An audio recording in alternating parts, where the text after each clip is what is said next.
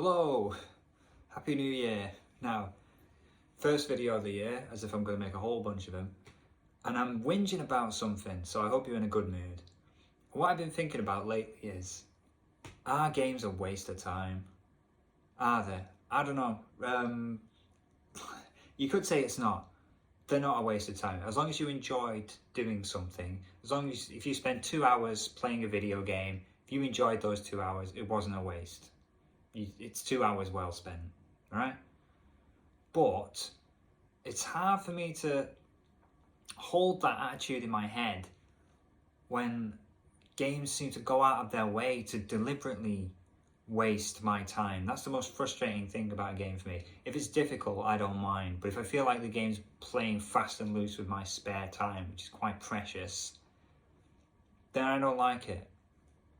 Now, I've got a bit of a problem when it comes to buying games, is that I seem to enjoy buying games as its own kind of hobby, separate from the hobby of playing games. So I made a resolution this year, I'm not going to buy any games this year.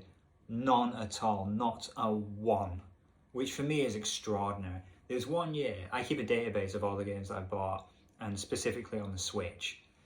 I think it might have been 2018 or 2019 or something like that. But the sheer number of games I bought, it was like one game every 3 days or something like that. And there's no way I'm clearing games at that rate. So I've got an insane backlog. So if I organise the list now, it's something like 142 games in my backlog. That's insane. So I categorise the games by completion. I've got like games that I've finished, games that I count as being finished, even though you can't really, there's no finishing them. Games like Minecraft or Stardew Valley, they don't really have a finish date, but I'll play them for hours and hours and I'm like, right, they're not backlog. I've experienced enough of this game to count as finished. Below that is played, where I put a few hours into a game. I haven't finished it, but I do intend to finish it at some point in the future. Then below that there's trialed, which is where I've tried the game for a little bit, but I couldn't say to someone, oh, I played that game, because I haven't put any real time into it, maybe less than an hour. Below that is archived. So that is where I've played the game, and then at some point I've decided it's not worth my time, so I've kicked it off the backlog, but I haven't finished it. And then below that is untouched, for games that I just absolutely haven't played at all. I think there are about 10 games in that category. So I have a list of 142 games, which are from the category of like played, trialed, and untouched, all together there. And I went to Google and said, all right, give me a random number between 1 and 142. And it spit out, number 14, which just so happened to be Bravely Default 2. So that's been playing on the Switch right now. And my God, this game has been making me question, like, what does it mean to waste your time? Like, what? Really, what does it mean? And do I enjoy playing games at all? I don't know. Like, so the other day I was in a boss fight, and it was just it was an exercise in frustration. So I go into the boss fight, the boss is repeatedly using an ability on me to cause silence on my party, meaning that none of my magic users could use their magic. I had a limited pool of items that could cure silence, which rapidly disappeared. The other thing that they were doing was, I believe they were causing poison. I had this martial arts technique, which was a powerful attack, which has like a higher than normal probability to miss. And I hate it when moves do that. So it's like the attack cost HP to use, and it's not like a little bit of HP, it's like a massive chunk. It's like costs like 20% of your max HP to use this move, but there's a chance it'll miss. And it just missed like 8 times in a row. I'm like, what is this game doing? And then I think I attacked the boss with its elemental weakness using a magic spell, but for whatever reason it just did negligible damage. And it was a real drawn out affair. It was like 30 minutes. And I just got a game over. I was like, wow, I didn't enjoy a second of that. Not a second of it. But for whatever reason, I couldn't stop playing the game. I went back to it and I changed my equipment. I had to mess around with the job system. I was like, oh, which skills are good, which skills are bad. And I figured, maybe this is part of the fun. I remember back in the uni days when I was studying game design, they mentioned there's like this sweet spot of like, you have to have challenge for fun. Like, if you can imagine a graph where it's got challenge on one axis, where 0 is no challenge at all, and like 100 is impossible. And then on the other axis, it's 0 to 100, where 0 is really boring and 100 is the best fun ever. So the challenge has to be somewhere in the middle. If it's too challenging, then you're just going to find it completely frustrating and give up. And then if it's not challenging at all, then it's too boring and you're not going to want to play it. It has to be some amount of challenge. And I think that's true. But what I would add to that is that there has to be a means of overcoming the challenge that is enjoyable to engage with. So that boss fight that kicked my ass for half an hour, the reason I was able to boot up the game again and go back to it is that I felt that I had options that I could explore to overcome the challenge. Options that weren't just grind for 4 hours, then try again, right? So I went back to town, I had a look through the inventory at the item shop, and oh look, there's an equipment you can buy that prevents you from getting silence. Right, I'll have a few of those straight away, you know, and I rejigged the abilities on my jobs and things like that. So I felt like there were preparations that I could make, there were things that I could do to mitigate the difficulty. Right, that's where the plan came in. That's where the enjoyment came in, overcoming this frustration. So I'm like, okay, I guess I enjoyed that part of it. Does that mean that the half hour I spent battling this boss and feeling frustrated, feeling that the game was treating me unfairly, was that all part of it? Was that an essential part of my enjoyment of eventually finishing the boss? And if so, was it worth it? I didn't feel like it at the time. When I beat the boss, I wasn't like, yeah, I beat the boss. It was more like, thank Christ that's over. Right, next bit. Anyway, where I really feel like the game wastes time is with the dialogue. I feel like games have got this thing with dialogue where it's like more equals better somehow. And we're not completely blameless as an audience. Like, you think about a game like Hades, and people praise it, but they say stuff like, I've played this game for 50 hours, not a word of repeated dialogue. It's unbelievable. The level of dialogue in this game, incredible. And they're right. I mean, it is quite an achievement. The game's got that much dialogue in it. But it's not like the volume alone isn't what's impressive about that dialogue. It's the volume and the quality, the consistent quality of the dialogue. Every time someone speaks in Hades, you feel like you learn something about their character. You learn something about the way they relate to the other characters in the game. It's interesting to hear. You know, it's never a chore to hear someone talk. And crucially, when they do talk, they don't go on for too long, says me, right? I think it was Tales of Symphonia started this thing in RPGs, which seems to have caught on, where at certain seemingly random intervals in the game, whenever something happens, there's a little icon pops up in the corner of the screen. It's like, your party's going to chat now. It's optional, and for optional, read inconsequential dialogue. You can skip over it if you want, but it's kind of like, you know, when you see your email app on your phone, it's got a little number there. You have to click the app to make the number go away, otherwise it bugs you for the rest of the game. This little thing in the corner. They're called skits in Tales of Symphonia. So you hit the pause button or whatever it is, and then little portraits appear on the screen, and the characters yap about whatever just happened. Like, you just cooked a sandwich, and the characters pop up and they go like, hey, that sandwich was great. Wow, I wish you would make more sandwiches, and blah, blah, blah. Just nonsense and garbage.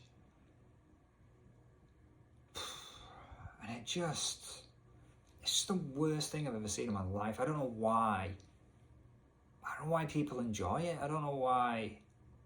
Because it's nothing. Like I said, I use the word inconsequential, and that's what it is. Now, in Bravely Default 2, we'll load it up here. Turn the music right down.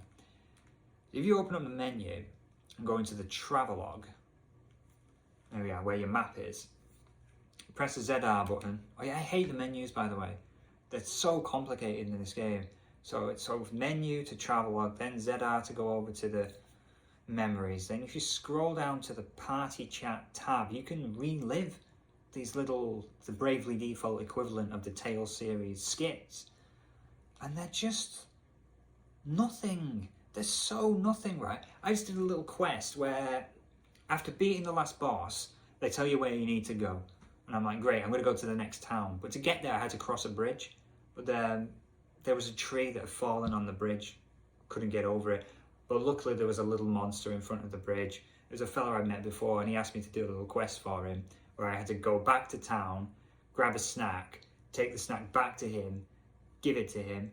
Then he moved the tree off the bridge. Then he taught me how to cut down trees, as if that's some sort of amazing skill in the game. And then I was free to be on my way. The bridge, by the way, ridiculous. It's like it fords a river that's like, you could jump over it. It's unbelievable. Whatever. So here it is, the skit, the party chat. It's called Truff Talk. Truff Talk, if you want to read along at home. Here it is, you click on it. And boom, and you can relive it. As if anyone would ever want. I guess this is it.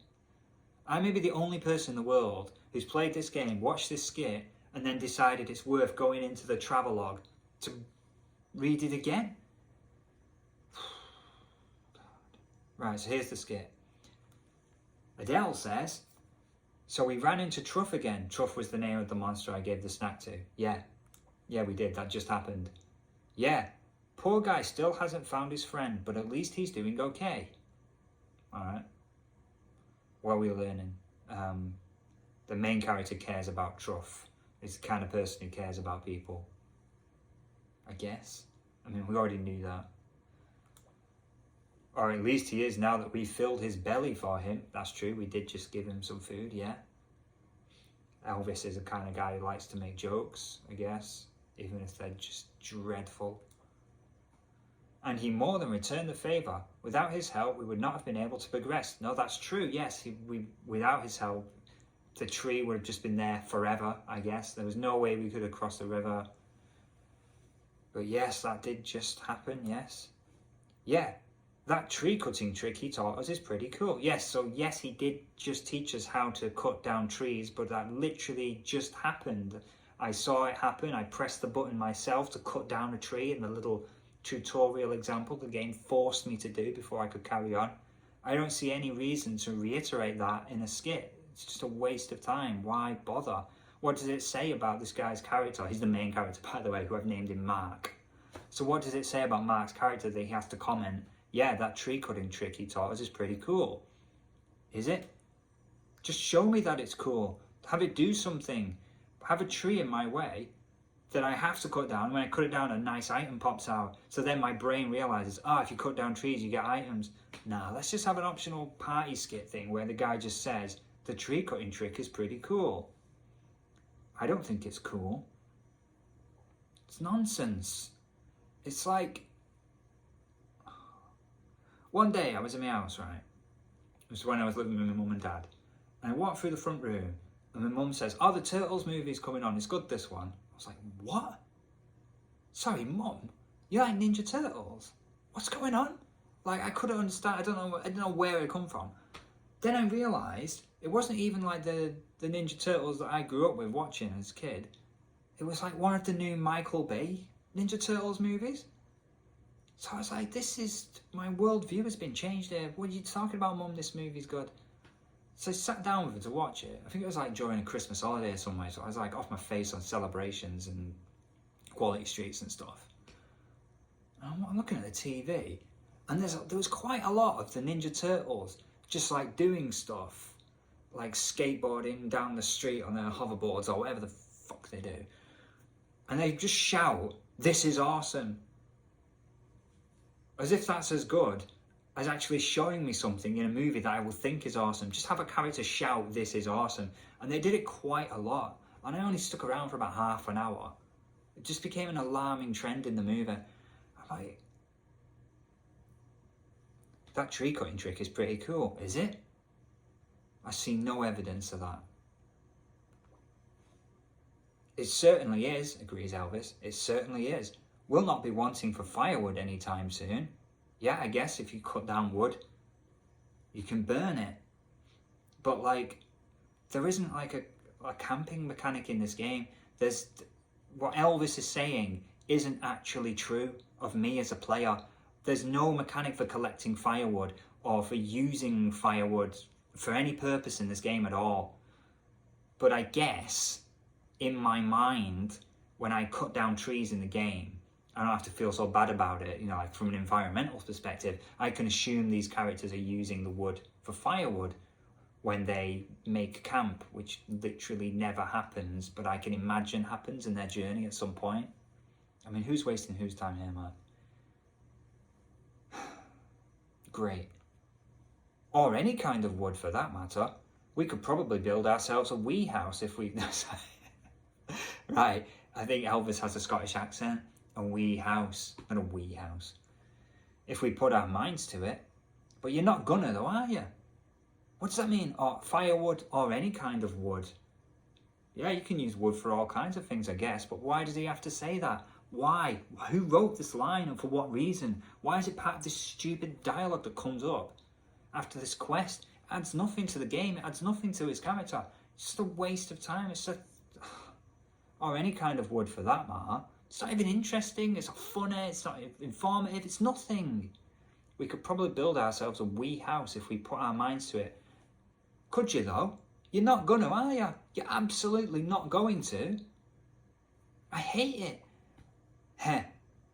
What say we chop now, plan later? Any wood's good wood. What? What? What say we chop now, plan later? Don't do that. It's got to be a massive effort to cut down a tree. I know it's like one button press and it just happens in like a second. But we're in the mode now where we're considering these people as real people on a real adventure. They're talking about things that don't happen in gameplay but would happen if you considered this as a real world. Like they would have to gather firewood. You don't have to in the game. It never happens. You never see it. But they would have to consider that if they were real people. So it would take hours to chop down a tree, wouldn't it? Chop now, plan later. What kind of talk is that? And then he says, any wood's good wood, as if that's some sort of phrase that people say. Any wood's good wood. Is that some sort of... Just, how is this conversation still going? Have you two finished? The other thing, sorry, I was just editing the video, I literally couldn't believe it. The other thing about any wood's good wood is it's just demonstrably not true. Like if you said, go get some firewood, yeah, all right, and he comes back with a bunch of damp twigs, goes, there you go, there's some good wood. Like, that's useless wood. That's no good. You can't light a fire with that at all. You can't do anything with that. That's not good wood. Any wood's good wood. Now, is it nonsense? It's not even... It's just bollocks. It's not true.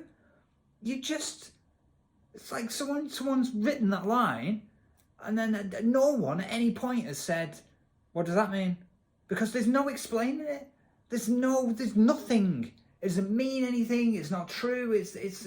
Have you two finished? We do have places to be, you know. Yeah, we do. All right, end of conversation. Oh no, still going. Aye, aye, we're coming. Just, ach no. What? What? Question mark. What's the matter now? All right, we're introducing something new into this riveting conversation. What is the matter now? We've not had a schnitzel ourselves. Are we really going to head off without finding out what they taste like? Are we? So just to remind you, you have to walk from town all the way up north to get to the bridge. To find you can't cross the bridge. There's a monster there. He asks for a schnitzel. You walk back to town, get the schnitzel, walk back to the bridge, give him a schnitzel, problem solved. The tree gets cleared. You can be on your way. But for whatever reason, these morons It's like, you can't just buy a schnitzel from a shop. You had to go talk to the innkeeper and he made it special. And these guys didn't say, can we have like 10 schnitzels or something? They just wanted one, knowing full well that they intended to give that schnitzel away. So, like, if you wanted to try one yourself, just ask for more than one. Nah, we've not had a schnitzel ourselves. Are we really going to end up without finding out what they taste like? I guess so. The one we gave Truff did look pretty tasty, ... Be that as it may, we cannot afford to waste any more time. How ironic. We cannot afford to waste any more time. This is a waste of time. It's entirely a waste of time. And this is just one example of these skits. There's so many of them. They're all like this quality.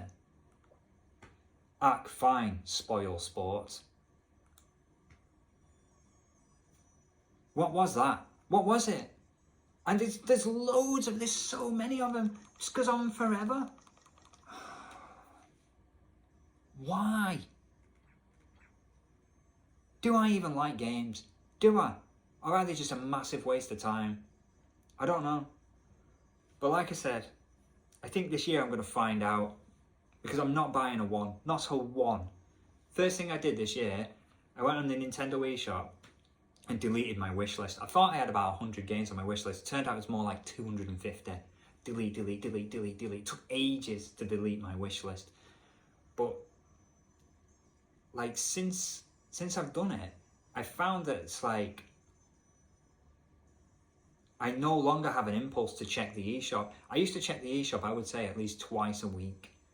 And I would go straight to my wish list and look, oh, have any of the games on my wish list on sale? And if they were on sale, I would and ah about buying it for ages. The last example was like the Etrian turns up.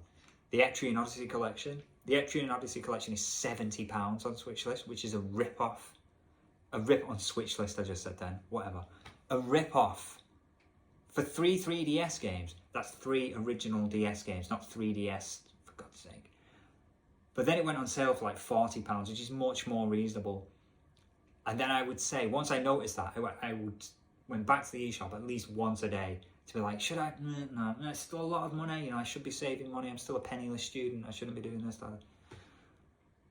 And I knew, because of experience, countless experience in the past, all I had to do was wait for the sale to end and my interest in buying the game would disappear. So yeah, I waited, sale ended. There we go. I just left it. Because what would have happened? The other option, the other possibility, the other sliding doors, future possibility, is I did buy the game, then what?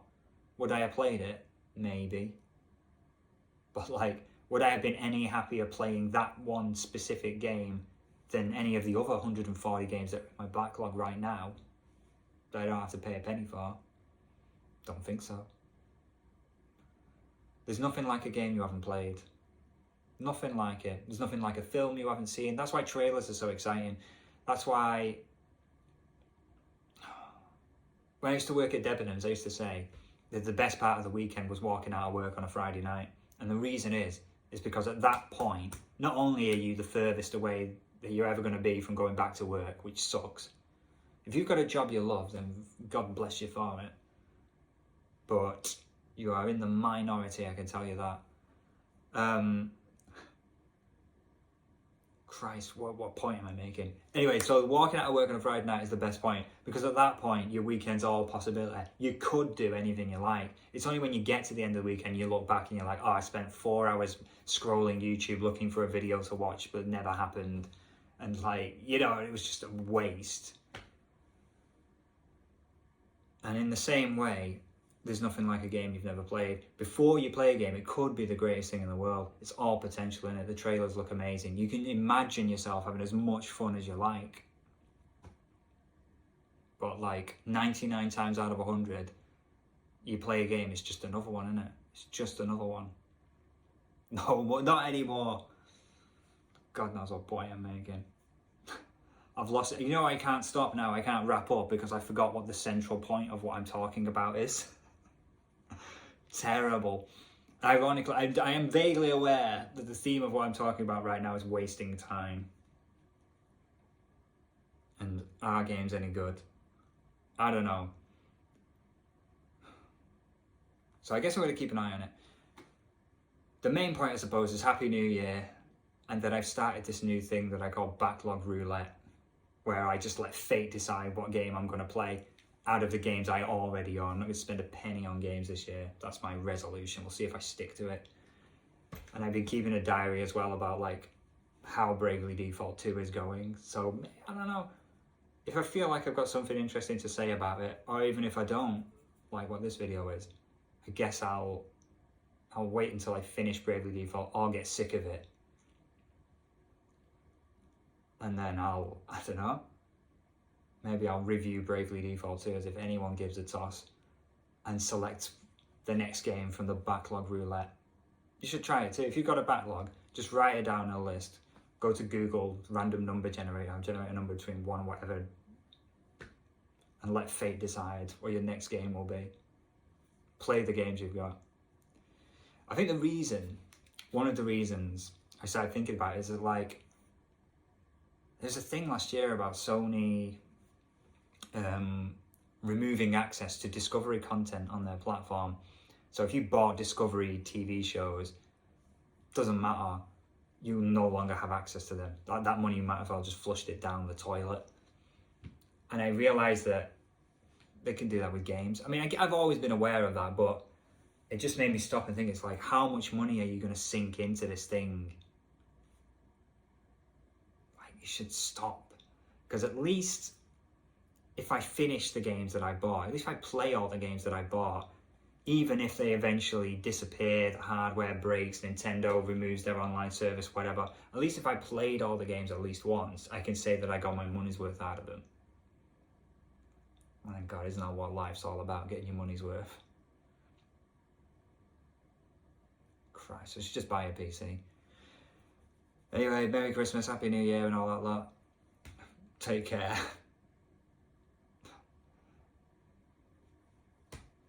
Bye. Thanks for watching.